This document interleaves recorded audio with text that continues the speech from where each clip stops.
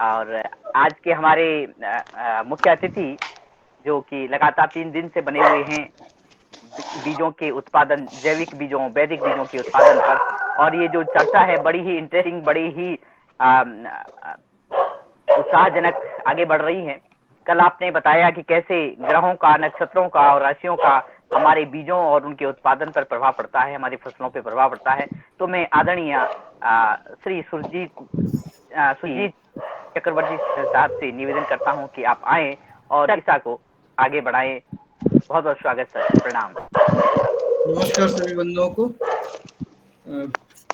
कल और परसों 2 दिन हमने बीज के ऊपर परिचय को समझा। बीज क्या होता है, किसान के लिए बीज का महत्व क्या है, हमारे लिए क्या महत्व है बीज का, हमारे देश के अर्थव्यवस्था के लिए क्या महत्व है। और इसके बाद कल हमने बीज उत्पादन में कुछ टेक्निकल बातें समझी, उसको वैदिक तरीके से कैसे किया जा सकता है, जैविक बीज का उत्पादन करने के लिए क्या पद्धति है। आज हम और उसी को आगे बढ़ाएंगे और बीज के टेक्निकल एस्पेक्ट्स को हम टच करेंगे और उसमें विस्तार से होगा। और मैं समझता हूँ कि आपका ज्ञान भी बढ़ेगा और आपको इंटरेस्ट भी आएगा उसमें। तो मैं शुरू करता हूँ।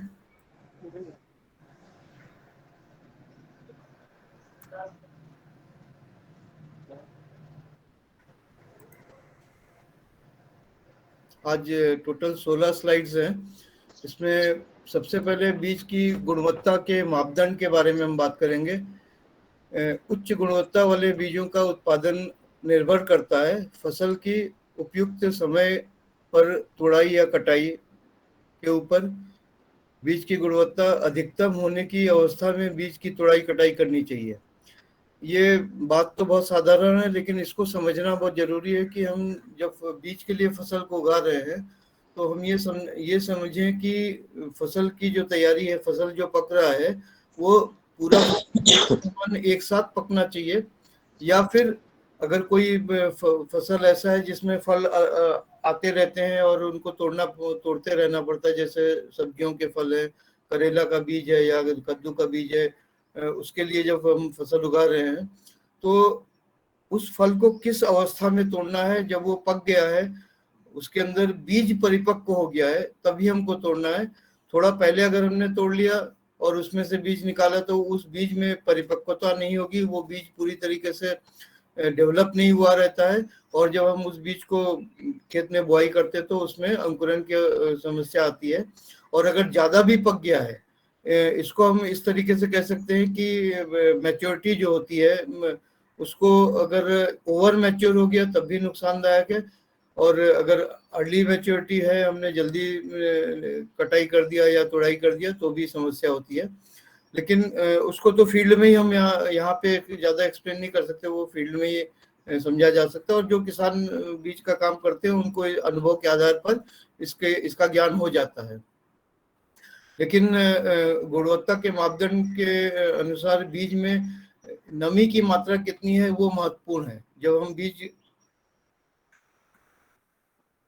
फसल की कटाई कर रहे हैं या तुड़ाई कर रहे हैं उस समय कुछ 2 तरीके के बीज होते हैं। कुछ होते हैं जो सूखे बीज होते हैं और कुछ होते हैं जो गीले बीज होते हैं। सूखे बीज के तौर पर जितने भी हमारे कड़धान्य या दाल वर्गीय दलहनीय फसलें हैं या तिलहन के फसलें हैं, उनके जो बीज हैं वो सूखे होते हैं। लेकिन फल सब्जियों में कुछ होते हैं जो सूखे होते हैं। जैसे अगर हम दूधी का बात करें या इसका खीरे का बात करें, वो फल जब हम तोड़ते हैं तो फल में नमी नहीं रहती, फल के अंदर ही नमी नहीं रहती, पूरा सूखा हुआ रहता है फल। और उसको जब हम मिलाते हैं तो बीज की आवाज आती है, और उस बीज की आवाज के खनखनाहट की आवाज से हमें पता चलता है कि उस बीज में नमी पूरी तरीके से सूख गई है या उसमें नमी रह गई है, और उसके हिसाब से उसकी तोड़ाई की जाती है। फल के रंग को तो देखा जाता है, लेकिन उसको एक एक फल को हिला के देखा जाता है कि तोड़ना चाहिए या 1 दिन 2 दिन इंतजार करना चाहिए। लेकिन कुछ फल ऐसे होते हैं जो गीले फल होते हैं, मतलब गीला बीज होता है, जैसे टमाटर का बीज होता है, जैसे करेले का बीज होता है या बैगन का बीज होता है। इनमें फल को, जब फल पूरी तरीके से पक जाता है तब उस फल को तोड़ते हैं, इसके बाद उस फल को काट के उसमें से बीज निकालते हैं और बीज को पानी में धोया जाता है, क्योंकि बीज के साथ उसके जो पल्प है या जो फल के अंश होते हैं वो लगे हुए रहते हैं, तो उसको अच्छी तरह से धोया जाता है, साफ किया जाता है। इसके बाद उसको धूप के अंदर सुखाया जाता है, 2 दिन 3 दिन 3-4 घंटे 5 घंटे इस तरीके से सुखाया जाता है। तो सुखा के उसके अंदर बीज के अंदर जो नमी की मात्रा होती है उसको कम की जाती है।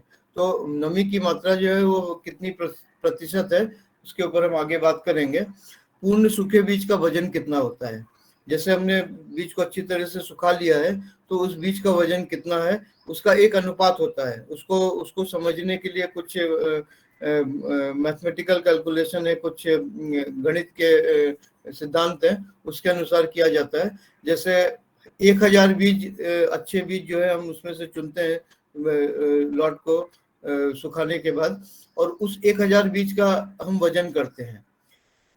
अब फसल के अनुसार 1000 बीज का एक स्टैंडर्ड बना हुआ है, वो प्रजाति के हिसाब से थोड़ा बहुत फर्क हो सकता है, लेकिन जो ब्रीडर होता है, जो प्रजनक होता है उस प्रजाति का, वो ये सारे जो मानक मापदंड है उसको भी तय करता है। तो जो वैरायटी रिलीज हुई है उस रिलीज के साथ ये सारे जो इंफॉर्मेशन है वो साथ में आते हैं। तो उसमें 1000 बीज का कितना वजन है वो हमें पता है पहले से, और हमने जो बीज उत्पादन किया है उसमें 1000 बीज का वजन अगर ज्यादा है तो प्रति बीज वजन ज्यादा है ये कह सकते हैं, और उसका मतलब क्या होता है वो भी मैं बताऊंगा। और अगर 1000 बीज का वजन मानक से कम है तो उसका मतलब क्या होता है, बीज का वजन कम अगर है तो उसमें बीज में क्या कमियां हो सकती है, इसके बारे में भी बात करेंगे। दूसरा एक कैलकुलेशन होता है, एक मैथमेटिकल कैलकुलेशन होता है, प्रति ग्राम बीजों की संख्या। प्रति ग्राम बीजों की संख्या भी मानक फसल के हिसाब से निर्धारित है, और प्रजाति के हिसाब से उसमें थोड़ा बहुत अंतर आ सकता है। वो भी प्रजनक जो होते हैं वो इन सब चीज को पहले से ही तय कर लेते हैं, मानक मापदंड तय करते हैं। और तीसरा होता है वजन और आयतन। वजन और आयतन, एक बीज अगर हमने लिया, मान लीजिए कि 1 किलोग्राम बीज लिया या 100 ग्राम बीज लिया, 100 ग्राम वजन का आयतन कितना है, 100 मिलीमीटर है, 90 मिलीमीटर है या 110 मिलीमीटर है, मिलीलीटर है। ये एक अनुपात होता है वजन का और आयतन का, इसको देखा जाता है। और इन तीन से मापदंड के आधार पर हम तय कर पाते हैं कि हमारा जो बीज उत्पादन हुआ है वो उत्पादित बीज जो है वो कितना अच्छा है या उसमें कुछ कमियां हैं। क्या कमियां हैं उसकी भी हम आगे बात करेंगे। इसके अलावा जो गुणवत्ता में देखी जाती है वो अंकुरन का देखा जाता है। ये किसान अपने पास तो अंकुरन करके नहीं देख सकता, या देखना चाहे तो वो सुविधा अगर है उसके पास तो वो देख भी सकता है, लेकिन ये सारी चीजें लैब में की जाती हैं जो मैंने पहले बताया। उसके लिए सब इंस्ट्रूमेंट्स होते हैं, उससे किया जाता है। अंकुरन में पहली गिनती की जाती है 7वें दिन। जब हम बीज को अंकुरन के लिए डालते हैं प्रयोगशाला के अंदर तो 7वें दिन पहली गिनती होती है। जैसे 100 बीज हमने डाला तो 100 बीज में से 7वें दिन कितने बीज अंकुरित हो चुके। जब मैं अंकुरन की बात करूं तो अंकुरन में दोनों भाग को देखा जाता है एक समान रूप से। एक होता है जो मूल भाग होता है, जो जड़ का भाग होता है, दूसरा होता है शूट का भाग, जो पौधा बनता है ऊपर जमीन के ऊपर आता है। तो ये दोनों के अंदर दोनों जो है एक समान तरीके से उसमें वृद्धि होनी चाहिए। नहीं तो क्या होता है कि आपने बीज मिट्टी में डाला, जमीन में बोया है बीज, और पता लगा कि बाहर नहीं निकला है तो अंकुरित नहीं हुआ है, लेकिन उसके अंदर जड़ अगर आप प्रयोगशाला में देखेंगे तो वही बीज जो है उसमें जड़ वाला भाग तो निकला है, लेकिन जो पौधे वाला भाग है वो नहीं निकला है। तो ये इसलिए देखा जाता है कि दोनों भाग बराबर हों तभी उसको अंकुरित माना जाता है। और उसकी पहली गिनती 7 दिन में होती है कि कितनी हुई है। इसके बाद दूसरी गिनती 14 दिन में होती है कि 14 दिन के अंदर कोई भी बीज होते हैं वो 14 दिन के अंदर उनकी अंकुरन की प्रक्रिया पूरी हो जाती है। और प्रयोगशाला में जब इसको करते हैं तो एक उसके अंदर नमी, आर्द्रता जो है और जो तापमान है उसको स्टैंडर्ड रखा जाता है, उसको कांस्टेंट रखा जाता है, उसको एक समान रखा जाता है। और उसमें लाइट भी जरूरत होती है, अंकुरन के बाद लाइट की जरूरत है, तो उसका लाइट का लक्स भी एक कांस्टेंट रखा जाता है। ये 3 कांस्टेंट के ऊपर से हम देखते हैं कि 7वें दिन और 14वें दिन के उसमें आधार पर हम उसका अंकुरन का प्रतिशत मापते हैं। 100 बीज अगर हम डालते हैं तो उसमें से। और इसी के साथ साथ और 2-3 मापदंड होते हैं जिसमें गति उद्भव सूचकांक होता है। मतलब वो जो बीज जो अंकुरित हुआ है उसका दोनों भाग जो है वो कितनी तेजी से बढ़ रहा है या कितनी धीमे बढ़ रहा है, उन्हीं 7 दिनों में और उन्हीं 14 दिनों में वो कितनी तेजी से बढ़ रहा है, कितना ज्यादा उसमें बढ़त हो रही है, जिसको हम कह सकते हैं अंकुर की लंबाई दोनों तरफ। इसके अलावा वो कितनी तेजी से, उसका आयु क्या हो रहा है, मतलब प्रयोगशाला में उसको कोई पोषण तो मिल नहीं रहा है, तो एक समय के बाद अगर वो बढ़ना रुक जाता है तो वो बीज भी हम मानते हैं कि उसके अंदर पोषक तत्व कम है। पहले हमने बताया था कि बीज के अंदर पोषक तत्व होते हैं, अगर वो परिपूर्ण नहीं है तो बीज बढ़ता है, अंकुरित होता है, इसके बाद उसका अंकुरन और वृद्धि रुक जाता है। और उसके साथ और एक देखा जाता है विद्युतीय प्रवाहकत्व, या कह सकते हैं इलेक्ट्रिकल कंडक्टिविटी।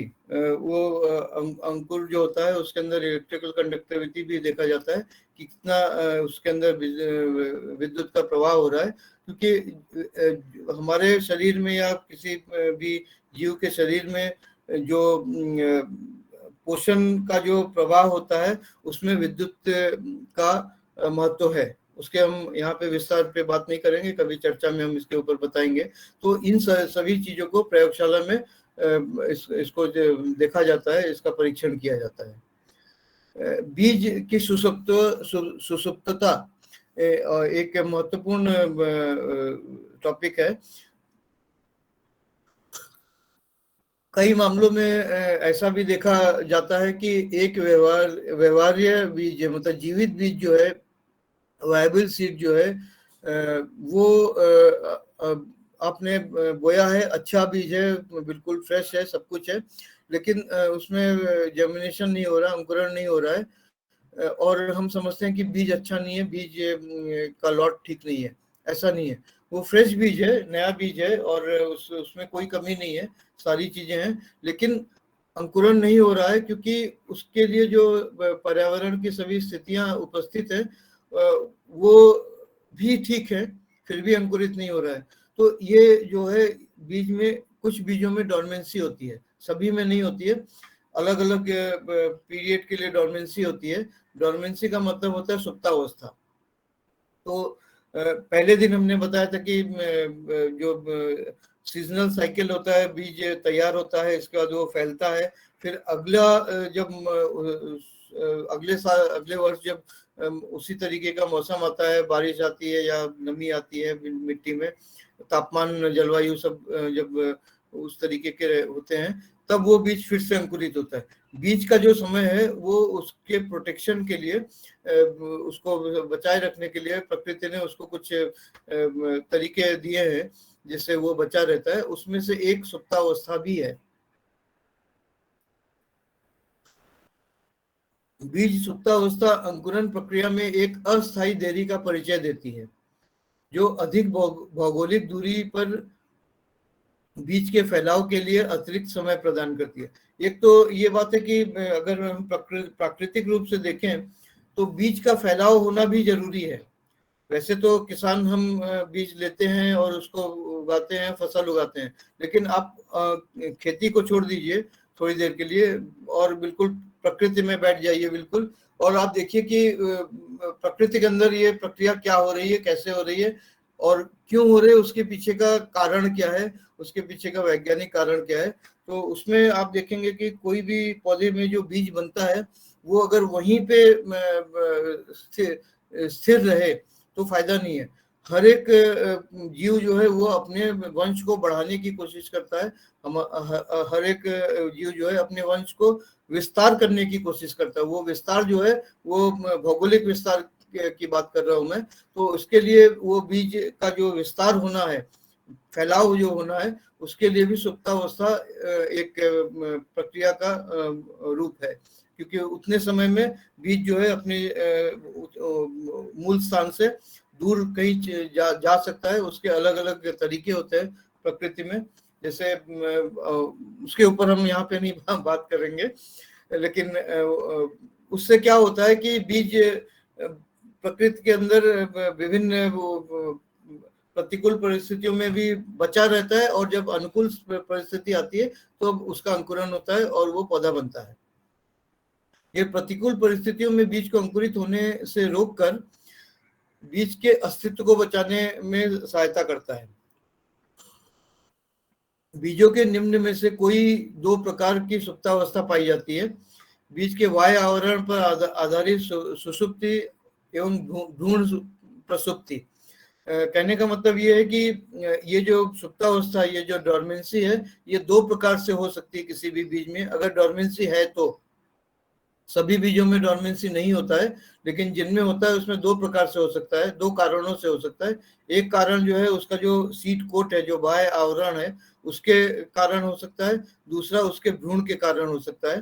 तो बीज के बाह्य आवरण पर आधारित सुषुप्ति में बाह्य आवरण तथा अन्य संलग्न ऊतकों जैसे भ्रूणपोष या बीज पत्र या अतिरिक्त पुष्प के अंगों के बीज के साथ संलग्न रहने से भ्रूण अस्थायी रूप से निष्क्रिय हो जाता है। कहने का मतलब यह है कि आप अगर देखें तो बहुत अलग अलग तरीके के बीज होते हैं।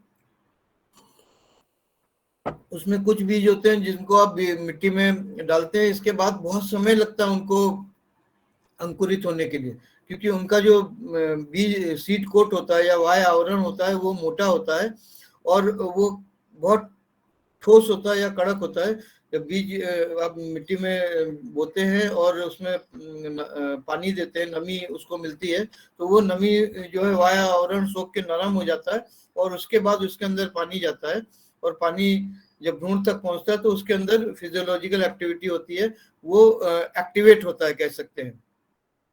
लेकिन वो बाह्य आवरण अगर उस प्रक्रिया को रोक रहा है तो वो उस समय तक रुकता है जिस समय तक वो अनुकूल वातावरण नहीं आ जाते। इसके लिए आपने देखा होगा या कहीं पे आपको बताया गया होगा कि बीज को जो है सैंड पेपर पे आप अगर थोड़ा सा रगड़ लें, उसके बाह्य आवरण को थोड़ा सा खुरदुरा कर दें, तो उसका अंकुरण जल्दी हो जाता है।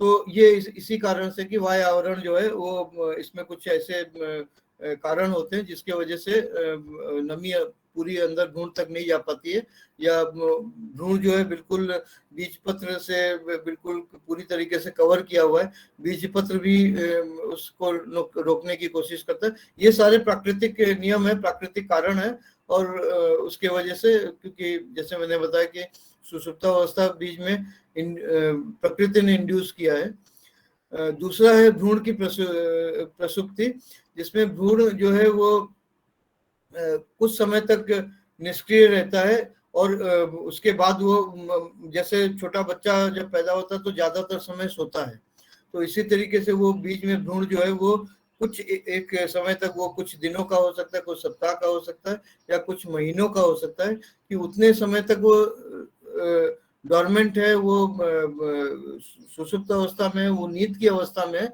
और उसको आप कितना भी अनुकूल परिस्थिति दें लेकिन वो एक्टिवेट नहीं होता है। वो अनुकूल परिस्थिति प्राकृतिक रूप से जब वहां पे आएगा तब वो एक्टिवेट होता है। यहाँ पे जब मैं ये कह रहा हूँ प्राकृतिक रूप से, यहाँ पे वो कल की जो बात थी ग्रह नक्षत्रों की, वो ब्रह्मांड के जो लौकिक ऊर्जा की बात है, उसका महत्व समझ में आता है। बीज का अंकुरण, यहाँ पे हमने एक चित्र दिखाया कि बीज जब मिट्टी के अंदर आप बोते हैं तो उसका अंकुरण किस प्रकार से होता है। ये जब मैं स्लाइड डालूंगा आज, उसको आप आराम से देख लीजिएगा। इसमें दो तरीके के बीज हमने लिए हैं, एक दलीय बीज का है जिसमें मैंने मक्के का उदाहरण लिया है, और द्विदलीय बीज है जिसमें हमने सेम के बीज का उदाहरण लिया है। इसको देखने से आप समझ जाएंगे कि अंकुरन मिट्टी के अंदर जब होता है तो वो किस तरीके से होता है, और मिट्टी के बाहर जब आता है तो उसमें कैसे कैसे बढ़त होती है। इसका ये जो बीज के ऊपर हम 4 दिन का जो हम सेशन कर रहे हैं, सत्र जो है, इसको हम अलग से रिकॉर्ड करके यूट्यूब में भी डालेंगे। उसका लिंक आपको दिया हुआ है यूट्यूब का, उसमें जाके आप देख सकते हैं। मैं मैसेज डाल दूंगा वो यूट्यूब में डालने के बाद, उसमें मैं इसका वीडियो भी डाल सकूंगा। यहाँ पे क्योंकि हम स्लाइड भी नहीं दिखा पा रहे तो इसका वीडियो भी नहीं दिखा पा रहे कि मिट्टी के अंदर की जो प्रक्रिया होती है वो किस तरीके से होती है और उसके बाहर की प्रक्रिया किस तरीके से होती है। ये इसका वीडियो भी है हमारे पास, वो हम यूट्यूब में जब रिकॉर्ड करेंगे तो उसमें हम डालेंगे। बीज अंकुरण का परीक्षण जो जर्मिनेशन टेस्ट किया जाता है, जैसे मैंने पहले थोड़ी देर पहले बताया है कि 14 दिन में किसी भी बीज का जो जर्मिनेशन टेस्ट होता है, तो वो टेस्ट में अलग अलग स्टेज क्या होता है उसका भी चित्रण हमने किया हुआ है। वो भी आप स्लाइड में देखिएगा। मैं थोड़ा सा संक्षेप में यहाँ पे बताता हूँ कि बीज को जब बोया जाता है या जर्मिनेशन टेस्ट के लिए रखा जाता है, तो दूसरे दिन क्या होता है, 5वें दिन क्या होता है, 7वें दिन क्या होता है, 9वें दिन क्या होता है, 11वें दिन क्या होता है, ये इसमें एक उदाहरण के तौर पे दिखाया गया है। लेकिन ये सारा जब कांस्टेंट कंडीशन रहता है, जैसे टेम्परेचर है, तापमान या आर्द्रता जो है, ह्यूमिडिटी, और जो लाइट है, जो प्रकाश उसमें दिया जाता है प्रयोगशाला में, उसके अनुसार पहला जो काउंटिंग है 7 दिन में होता है। तो 7वें दिन में जो है पूर्ण रूप से वो अंकुरन जो है हो चुका होता है। कुछ में जो बीज अच्छे हैं, जिनके अंदर ऊर्जा परिपूर्ण है, उनमें अंकुरन की प्रक्रिया जल्दी होती है।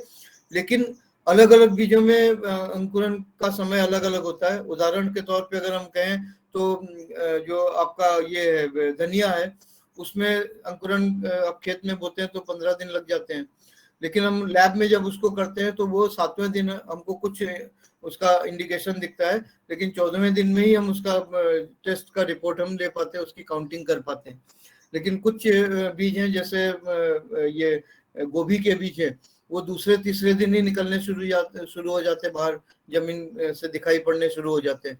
तो उनमें ये जल्दी हो जाता है, तो 14 दिन इंतजार नहीं करना पड़ता प्रयोगशाला में, हमको 7वें दिन पूरी काउंटिंग मिल जाती है और पूरा उसका ग्रोथ हमें मिल जाता है। तो ये अलग अलग होते हैं, इसको भी चित्र में आप देखेंगे। इसके बाद है बीज का स्वास्थ्य। बीज का स्वास्थ्य बहुत महत्वपूर्ण है। स्वस्थ बीज के समग्र स्थिति से संबंधित है बीज का स्वास्थ्य जो है। इसमें रोगजनक संक्रमण, कीट संक्रमण, रूपात्मक तथा शारीरिक विकार, अन्य पदार्थ इत्यादि शामिल है।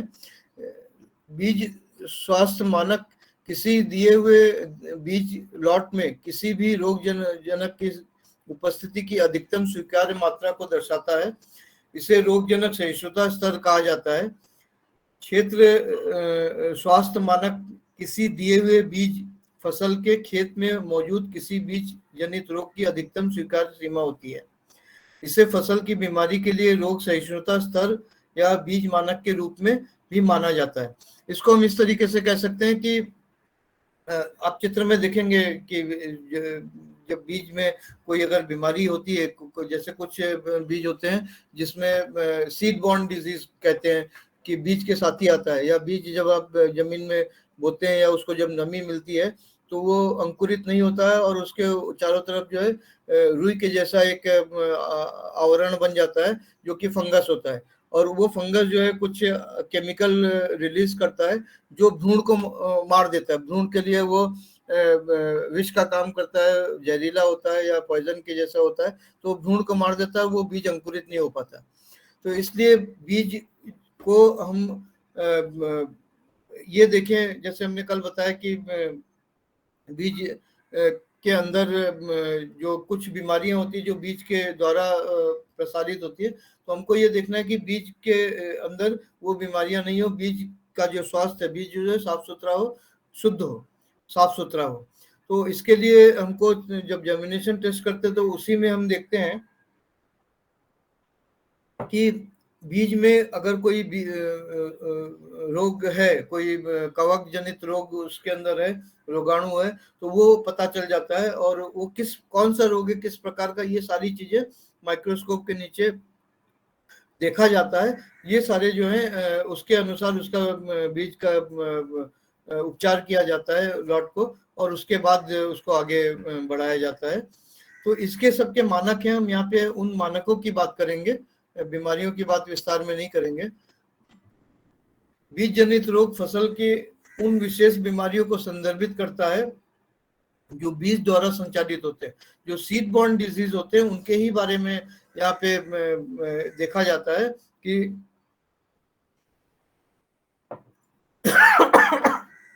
जब आप नया बीज ले रहे हैं बोने के लिए, नई फसल के लिए, तो ऐसा तो नहीं कि वो बीज के साथ ही कोई बीमारी है जो बीज को अंकुरित होने से तो नहीं रोक रही है, या रोक भी सकती है, लेकिन वो बीमारी आपको फसल में बाद में दिखती है, और वो बीज, उस फसल से जब आप बीज लेते हैं तो उस बीज में वो बीमारी पुनः आ जाती है। पौधों में रोग मुख्य रूप से 3 प्रकार के रोगजनक कारणों से होते हैं, जैसे बैक्टीरिया है, कवक या फंगस है, और वायरस है। बीज जनित रोग जैसे बैक्टीरिया या वायरस रोग हो सकते हैं, जिनके रोगाणु या विषाणु बीज के अंकुरण के बाद पौधे की संवहनी तंत्र से विभिन्न अंगों में प्रसारित होते हैं। इस घटना को प्रणालीगत संक्रमण कहा जाता है, या सिस्टेमिक इन्फेक्शन कहा जाता है, जिसमें क्या होता है कि जो रोगाणु है वो पूरे बीज से ही शुरू होते हैं, और जैसे जैसे बीज अंकुरित होता है और आगे बढ़ता है और पौधा बनता है, अंदर ही अंदर वो प्रसारित होता रहता है, और उसके बाद वो उस फसल से जो बीज तैयार हो रहा है वहां तक पहुंचता है। तो इसलिए इसको सिस्टेमिक कहते हैं, क्योंकि उसके सिस्टम के अंदर चल रहा है। उसका कोई सिम्टम आपको दिख रहा है काफी देर में से सिम्टम दिखता है, क्योंकि वो बीमारी तो पौधे को देता ही है, लेकिन वो बीमारी का जो विषाणु है वो अगले पीढ़े के बीज में भी आगे जाता है इसी से। तो इसको सिस्टेमिक संक्रमण कहते हैं। इसके परिणाम स्वरूप अगली पीढ़ी के विकासशील भ्रूण में भी संक्रमण हो जाता है, जैसा मैंने बताया। तो इसमें कुछ हमने वो दिए हैं, चित्र दिए हैं, जो अंकुरण के समय जो बीमारियां होती हैं, या उसके कारण जो बीज अंकुरित नहीं हो पाता है, अंकुरण की प्रक्रिया में ही वो बीज जो है वो अंकुर जो है वो मर जाता है, खत्म हो जाता है। उसके कुछ चित्र हैं। तो कहने का मतलब ये है कि बीज के अंदर अगर किसी भी तरीके के बीमारी के जीवाणु है, तो उसको हमको प्रयोगशाला में पहले ही टेस्ट करना और चेक करना जरूरी होता है, और उसके अनुसार उसको कैसे संभालना है, कैसे उसको उपचार करना, ये देखना जरूरी होता है। कुछ कीड़े भी होते हैं जो स्टोरेज पेस्ट कहते हैं, जो जब आप भंडारण के समय में कुछ कीड़े होते हैं जो उनको डैमेज करते हैं, तो वो भी अलग से हम उसके बारे में बात करेंगे। भंडारण के जो कीट होते हैं उसमें आप देखते हैं घर में आप अनाज रखते हैं, तो उसमें जो कीट होते हैं वही बीज में भी आते हैं, क्योंकि प्रकृति में तो वो भी बीज है, अनाज भी बीज है। तो अलग अलग तरीके के कीट होते हैं, हमने इसमें दिया हुआ है। इस चित्र को आप अलग से देखेंगे तो पता चलेगा। कीट को पहचानने का तरीका क्या है? एक ही जैसे दिखते हैं, लेकिन उनमें अलग डिफरेंस होता है। तो उसको पहचानना जरूरी है कि कौन सा कीट क्या है और किस तरीके से वो डैमेज करता है। वो हमने एक डायग्राम में यहाँ पे बताया हुआ है, उसको आप स्लाइड में देख सकेंगे।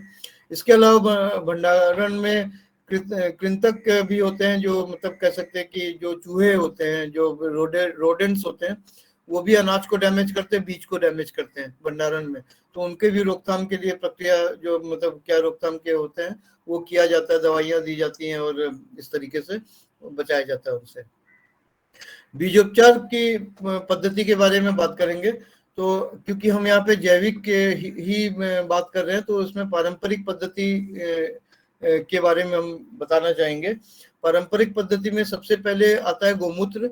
बीज बोने से पहले इसको 1 सप्ताह पुराने गोमूत्र से 5 से 10 मिनट भिगोकर, गोमूत्र में भिगोकर फिर धूप में अच्छी तरह सुखाया जाता है।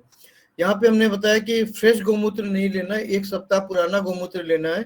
उसका संबंध जो है, जो फ्रेश गोमूत्र होता है उसका पीएच और जो 1 सप्ताह पुराना गोमूत्र होता है उसके पीएच में फर्क होता है। हमको बीज को जो है वो एसिडिक पीएच से नहीं, जो फ्रेश गोमूत्र होता है उसका पीएच जो होता है एसिडिक होता है, और जो जैसे जैसे पुराना होता है वैसे वैसे उसका पीएच बढ़ता है और वो एल्कलाइन होता जाता है। तो 7 दिन के समय जो उसका पीएच होता है वो एल्कलाइन होता है, करीब 7.5-8 के करीब होता है। फ्रेश गोमूत्र जो होता है वो 5.5 के करीब होता है। तो एल्कलाइन पीएच वाला जो गोमूत्र होता है उससे जब हम ट्रीटमेंट करते हैं तो वो बीज, जैसे नमक होता है, नमक से भी बीज का ट्रीटमेंट किया जाता है।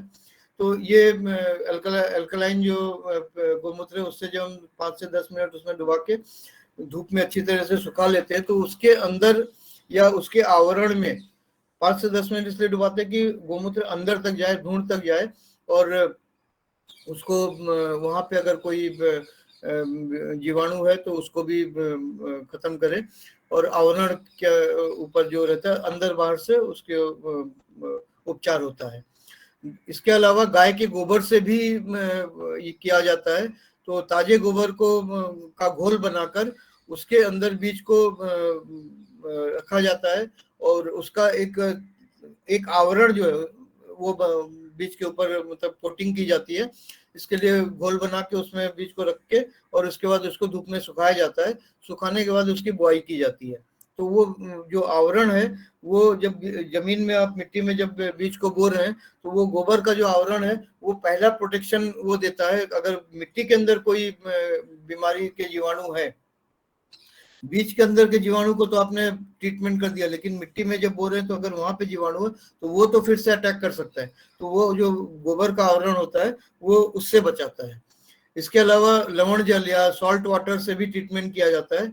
तो उसमें 10% सॉल्ट का घोल बनाया जाता है। नमक जो होता है, साधारण नमक जो होता है, या आप कह सकते हैं जो ये पिंक सॉल्ट जो होता है, उससे 10 मिनट तक, 5 से 10 मिनट तक भिगोकर फिर धूप में सुखाते हैं। ये वही काम करता है जो गोमूत्र करता है। गोमूत्र में और भी कई फायदे होते हैं। इसके अलावा गर्म पानी से भी बीज का ट्रीटमेंट किया जा सकता है। जैसे 55 डिग्री सेंटीग्रेड के तापमान तक पानी को गर्म करके उसमें विभिन्न प्रकार के बीज को अलग अलग समय के लिए बीज के अनुसार 2 से 5 मिनट तक भिगो के रखा जाता है और इसके बाद इसको सुखाया जाता है। सुखाने के बाद बोया जाता है। तो वो 55 डिग्री का जो तापमान है वो कैसे हमको पता चलेगा, उसके लिए मैं एक बहुत आसान सा तरीका बताता हूँ कि पानी को जब आप गर्म कर रहे हैं तो कुछ देर के बाद उसमें एक आप मोमबत्ती को रखिए, उसके अंदर मोमबत्ती को थोड़ा सा पकड़िए, डुबाइए, और मोमबत्ती जो 60 डिग्री पे मोम पिघलता है। तो जैसे ही आप देखें कि वो मोम पिघलना शुरू हो गया तब आप उसमें से आंच को बंद कर दीजिए और 1-2 मिनट 3 मिनट तक इंतजार कीजिए। वो तापमान 60 तक पहुंच के इसके बाद थोड़ा नीचे आ जाता है, 55-60 के बीच में रहेगा। तब आप उसमें बीज को किसी कपड़े में लेके, किसी कपड़े में बांध के उसको डुबा के रखिए 2 मिनट से 5 मिनट। अलग अलग बीजों के लिए अलग अलग समय होता है। जो बीज का आवरण मोटा होता है उसको ज्यादा समय तक डुबाया जाता है। जो बीज का आवरण बहुत पतला होता है, जैसे मूली का बीज होता है, उसका आवरण बहुत पतला होता है, तो उसको डुबा के 2 मिनट के बाद निकाल लीजिए और निकाल के ऐसे ही खोल के रख दीजिए। उसको ज्यादा रगड़िए मत, क्योंकि रगड़ने से उसका आवरण जो है हट जाता है, क्योंकि पतला होता है। या कह सकते हैं मूंगफली का भी इसी तरीके से पतला होता है। इसके अलावा ठंडा पानी में भी ट्रीटमेंट किया जा सकता है, उपचार किया जा सकता है। जैसे गर्म पानी में करते हैं वैसे ठंडा पानी में उसी प्रकार से किया जाता है, केवल उसमें तापमान का फर्क होता है। 5 डिग्री के तापमान में पानी को, ठंडे पानी को लेके 5 डिग्री तापमान के, उसमें उसी तरीके से 2 से 5 मिनट तक डुबाया जाता है। अधिक तापमान या कम तापमान दोनों ही जो वो जीवाणु या जो होते हैं उनके लिए नुकसानदायक होता है, क्योंकि जितने भी सूक्ष्म जीवाणु होते हैं उन वो टेम्परेचर से बहुत सेंसिटिव होते हैं। उनकी संवेदनशीलता जो है तापमान के प्रति, आर्द्रता के प्रति बहुत ज्यादा होती है। थोड़ा सा 1 डिग्री भी ऊपर नीचे होता है तो उनमें बहुत फर्क पड़ जाता है। यहाँ पे जो भी तापमान है, मान लीजिए अभी इस समय की हम बात करें तो यहाँ पे हमारा तापमान जो है 30 डिग्री है। अगर हमने अचानक उसको 5 डिग्री पे ले आए, बीज जैसे रखा हुआ है, बाहरी तापमान जो है वो 30 डिग्री है, उसको हमने 5 डिग्री के तापमान के पानी में डुबा दिया, तो वो तापमान में जो सडनली जो कमी आती है, या 55 डिग्री में हमने कर दिया, तो उससे जो जीवाणु होते हैं वो मर जाते हैं। तो इस तरीके से ये पारंपरिक पद्धति से किया जाता है बीजोपचार। वैदिक पद्धति भी कुछ उसी तरीके से, लेकिन थोड़ा सा उसमें अलग है। जैसे जो बड़े आकार के बीज होते हैं, वैदिक पद्धति की जब मैं बात कर रहा हूँ तो मैं वैदिक काल की बात कर रहा हूँ। वैदिक काल में जो बीज का उपचार किया जाता था, उस समय भी बीज का उपचार किया जाता था। और उस समय जो बीज का उपचार किया जाता था, जो बड़े बीज होते थे, जैसे मक्का का बीज है, सेम का बीज है, इस तरीके के जो बीज होते हैं, उनका उपचार करने के लिए ताजे गोबर और ताजा गोमूत्र मिला के उसका एक स्लरी बना के, गाढ़ा स्लरी बना के, उसमें 10 मिनट तक बीज को रख के, इसके बाद उस बीज को धूप में सुखाया जाता था अच्छी तरह से, फिर उसका भंडारण किया जाता था, और जब उसकी बुआई करनी तब की जाती थी। यहाँ पे ये देखने की जरूरत है कि बीज के अंदर जो नमी रह जाती है, उस नमी को सुखा के उस स्तर तक लाना कि उसमें वो नहीं हो, नुकसान नहीं हो।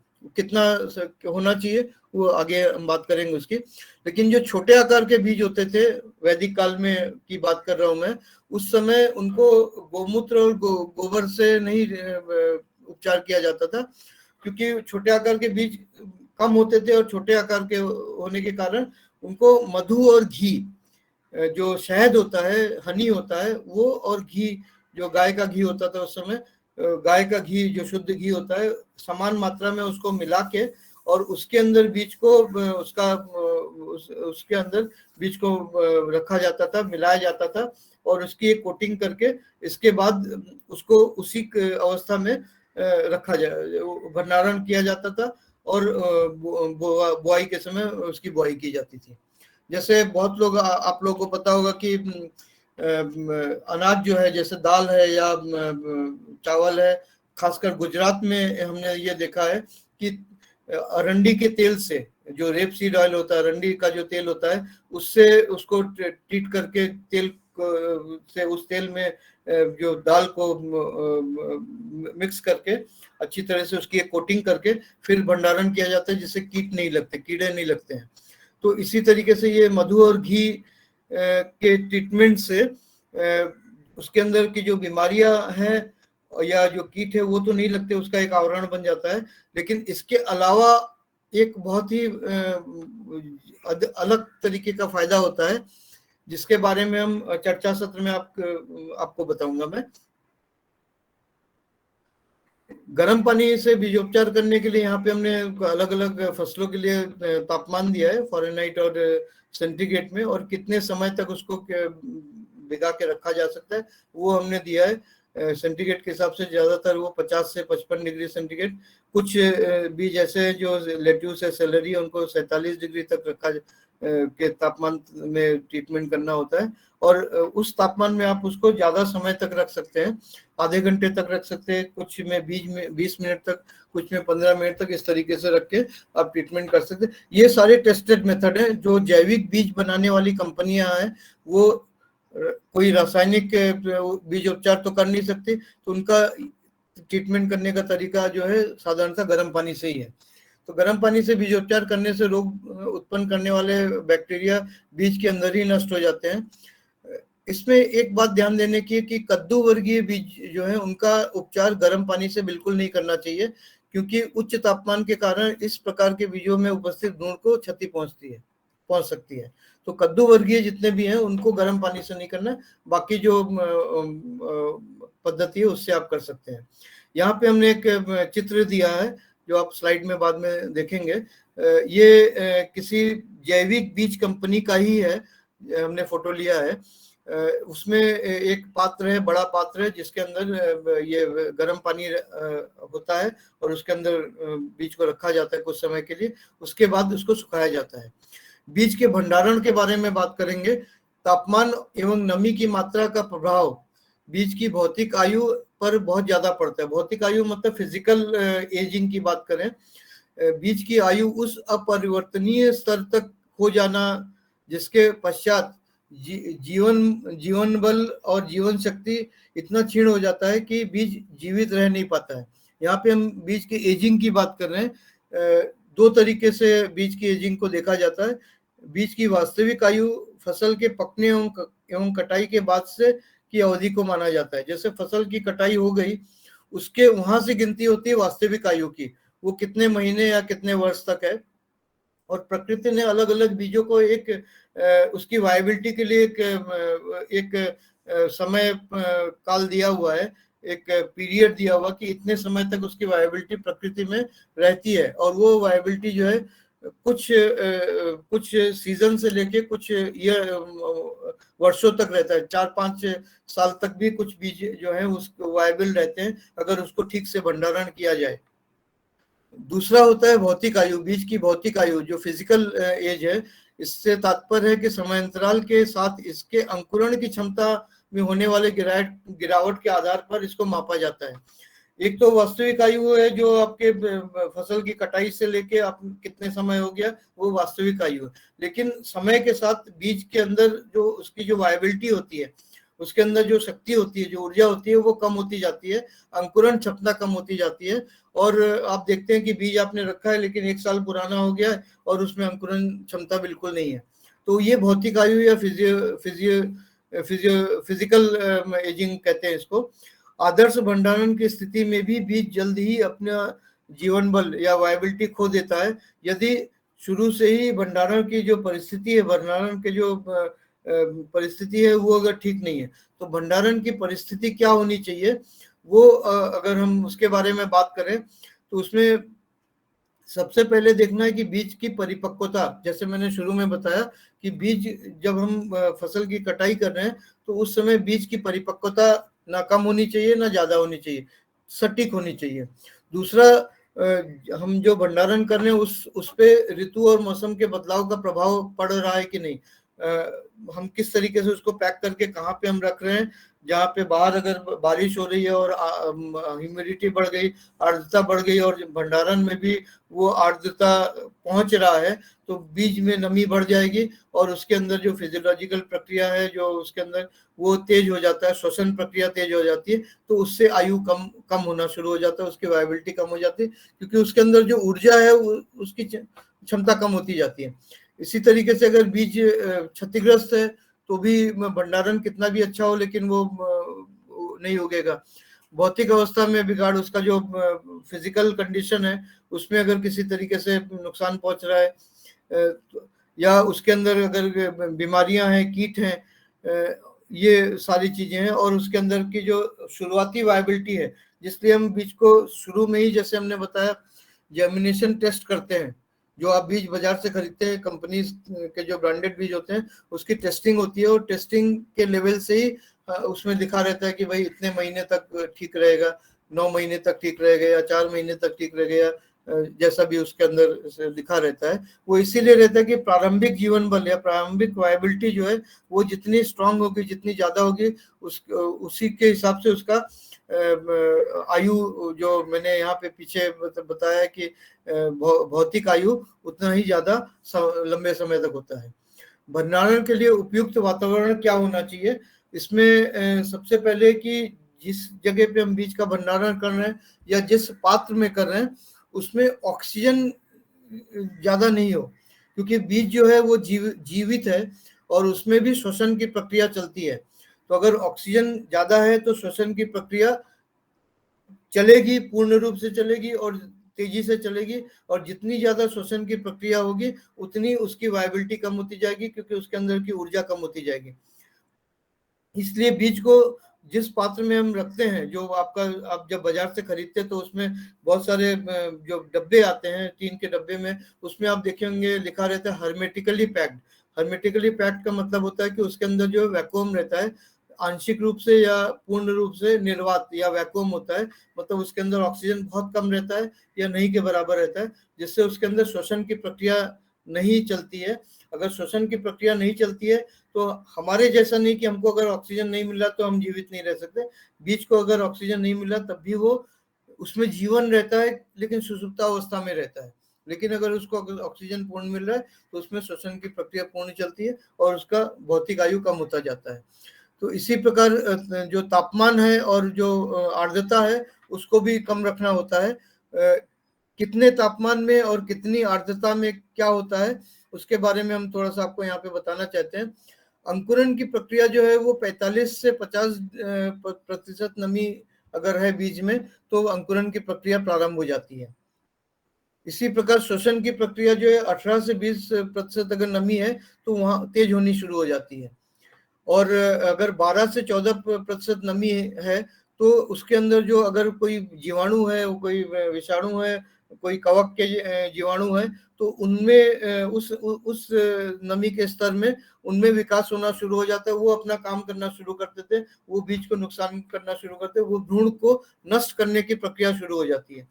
इसी तरीके से अगर हम इसको कम करते हैं तो 9 से 10% अगर नमी है बीज में तो कीटों का प्रादुर्भाव जो अगर स्टोरेज पेस्ट जो है वो उनको भी नमी चाहिए होता है। अगर बीज या कोई भी अनाज है इसके लिए उसमें अगर 8 से 9% या उससे नीचे नमी है तो वो कीट जो है उसमें ज्यादा प्रभाव नहीं कर पाते हैं। इसी प्रकार जब सील्ड बंद आप भंडारण करते हैं बीज का तो उसमें जो नमी रखी जाती है वो 4 से 8% प्रतिशत में रखी जाती है। और ये 4 से 8% जब मैं बता रहा हूँ तो उसको चेक करने का तरीका होता है, उसको चेक करते हैं कि नमी 8% या उससे नीचे है कि नहीं। अगर नहीं है तो उसको और भी सुखा लिया जाता है, सुखाने के बाद उसको जब 8% या उससे नीचे आ जाती है तब उसका भंडारण करना होता है। इसी तरीके से भंडारण का जो स्थान होता है वहां का तापमान अगर ज्यादा है तो भी बीज के अंदर जो प्रक्रिया है वो तेज होती है, अगर आर्द्रता ज्यादा है तो भी प्रक्रिया तेज होती है। तो इसलिए भंडारण जहाँ पे किया जाता है, अगर किसान अपने घर में भंडारण कर रहा है तो ऐसी जगह पे करे जहाँ पे शुष्क वातावरण है और ठंडा वातावरण है। ऐसे जगह पे, ऐसे कमरे में आप रखें जहाँ पे वातावरण शुष्क है, प्रकाश भी कम है और भंडारण में और आर्द्रता भी कम है, नमी कम है। बीज की में उपस्थित नमी का परीक्षण करने के भी तरीके हैं और पारंपरिक तरीका जो होता है किसान खुद अपने द्वारा कर सकते हैं। उसमें 2 तरीके हैं, वो बहुत सटीक तो नहीं होते लेकिन एक अंदाजा लग जाता है। उसमें एक तरीका है कि एक आप कांच का एक वो ले लें, पात्र ले लें और उसके अंदर वो डाल दें, क्या बोलते हैं, बीज डाल दें और बीज डाल के उसको बंद करके अच्छी तरह से हिलाएं, उसको थोड़ी देर उसको रखें और रखने के बाद बीज को निकाल लें और बीज को निकालने के बाद उसके अंदर तुरंत जो है 2-3 चम्मच नमक डाल के उसको बंद करके फिर उसको चारों तरफ से हिलाएं। अगर बीज में नमी ज्यादा है तो वो नमी जो पात्र का दीवार है उसमें आएगा और नमक को बहुत कम नमी में नमक जो है नमी को सोखता है। तो अगर उसमें गीलापन रहेगा, पात्र के दीवारों में गीलापन आएगा तो नमक जो है पात्र के दीवार में चिपक जाएंगे, तो उससे पता चल जाएगा कि बीज में नमी जो है स्तर से ज्यादा है, तो उसको और ज्यादा सुखाने की जरूरत है। दूसरा तरीका होता है कि बीज को आप किसी धातु के पात्र में लें और लेके उसको बंद करके उसको हिलाएं तो अगर खनकने की आवाज आती है तो वो उसमें नमी कम है। अगर खनकने की आवाज नहीं आती है, दबी हुई आवाज आती है, तो उसमें नमी ज्यादा है। तीसरा तरीका है, ये मैं पारंपरिक पद्धति बता रहा हूँ जो किसान खुद कर सकते हैं। तीसरा तरीका है कि बीज को आप अपने दांत के नीचे दबाएं और दबाने से जब आप दांत से काटेंगे बीज को तो अगर वो आसानी से कट जाता है तो नमी ज्यादा है, अगर वो कड़क है तो उसमें नमी कम है। ये एक तरीका है जिससे आप समझ सकते हैं कि बीज में नमी ज्यादा है, उसको और ज्यादा सुखाने की जरूरत है, या कम है, उसको और सुखाने की जरूरत नहीं है। वैज्ञानिक तरीका जो होता है उसमें एक इंस्ट्रूमेंट होता है, एक मशीन होता है कह सकते हैं, जिसके अंदर बीज को डाला जाता है और बीज को डालने के बाद वो डिजिटल तरीके से बताता है नमी कितना प्रतिशत है। तो वो तो प्रयोगशाला में होता है, प्रयोगशाला में बीज को डाल के देखते हैं और अलग अलग बीज के लिए अलग अलग उसका मापदंड होता है, उसके हिसाब से उसको सेट करना होता है, तब वो नमी बताता है। बीजों को सुखाने के अलग अलग तरीके होते हैं। किसान जो है वो खुले धूप में बीज को सुखाते हैं, लेकिन यहाँ पे मैं एक चीज कहना चाहता हूँ कि आप फर्श पर, सीधे फर्श पर बीज को रख के मत सुखाइए। फर्श पे रखने से क्या होता है, धूप में गर्मी के समय में फर्श गर्म होता है, वो तापमान जो है बीज में जाता है और उससे भ्रूण को नुकसान होता है।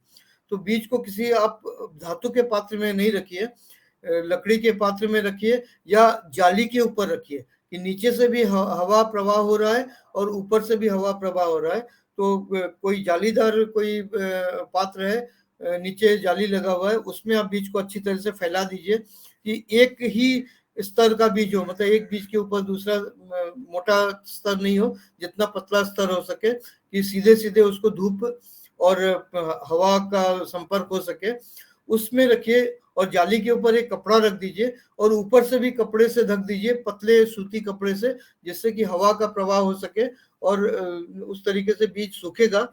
और ढकने से क्या होगा कि पक्षियां भी उसको नुकसान नहीं पहुंचाएंगी। इस तरीके से बीज को सुखाया जाता है। वैसे जो कंपनियां होती हैं उनके पास तो अलग तरीके के मशीन होते हैं जिसके अंदर तापमान और आर्द्रता और सारा कुछ मेंटेन करके उसका रिकॉर्डिंग करके सुखाया जाता है। उसके हमने कुछ चित्र दिए हैं जो आप बाद में देख सकते हैं। एक चित्र हमने दिया है कि किसान जो है उस तरीके का एक वो बना के जालीदार उसमें भी सुखा सकते हैं। धन्यवाद।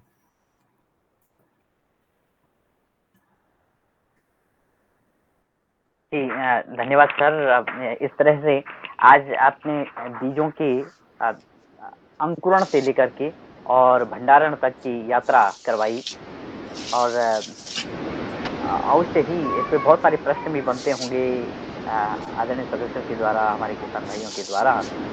तो समय का कुछ अभाव है कि हम अन्य के पास जाएं, लेकिन फिर भी हमारे जी राम कृष्णा जी, आदरणीय आप रखिएगा। परम आदरणीय डॉक्टर साहब प्रणाम।